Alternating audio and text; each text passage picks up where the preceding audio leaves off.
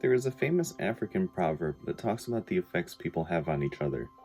It says, "The axe forgets, but the tree remembers." This quote always got me thinking.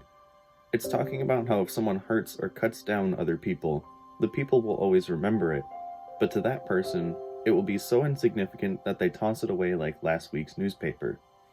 But I believe the opposite is also true, that a seemingly insignificant act of kindness can leave an impact on someone's life. This I believe, in Random Acts of Kindness, portraying the goodness of humanity in everyone and for everyone, unconditionally. One cold winter's evening at my place of work, I heard a phone ringing. When I picked up, I could hear a very kind and soft-spoken lady on the other end, although it was apparent that she was having a very hard time that particular night. Rather than ordering food like most customers, she began to explain her situation.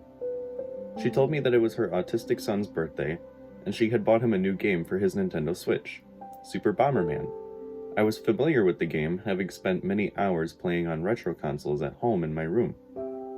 She then went on to explain that her very excited son was now very disappointed, as when they had eaten at the restaurant earlier, he had dropped his game. They had been searching for over an hour, and called to ask if the game had been dropped in the parking lot. I told her I would look, and gathered her contact information for later, promising that I would call her back if any news came up about the game. She told me that she would be arriving shortly to take a look for herself. To which I replied, "See you then." Soon after, I walked outside and began to take a look. Nothing. I walked into the office of the restaurant and began to search on Google, finding the cost of the game. It was being sold for $30 at Target, just up the road. When she walked in a few minutes later, she began to ask about the game. I walked over and told her that no, there was no sign. She sighed and thanked me for my time. I called out to her and asked her to wait. When she turned around, I had the last $20 bill in my wallet in my outstretched hand. I lied and told her, "I think it's your lucky day, because I found this outside my house earlier. You can have it," knowing that if I had told her otherwise, she would not take the money.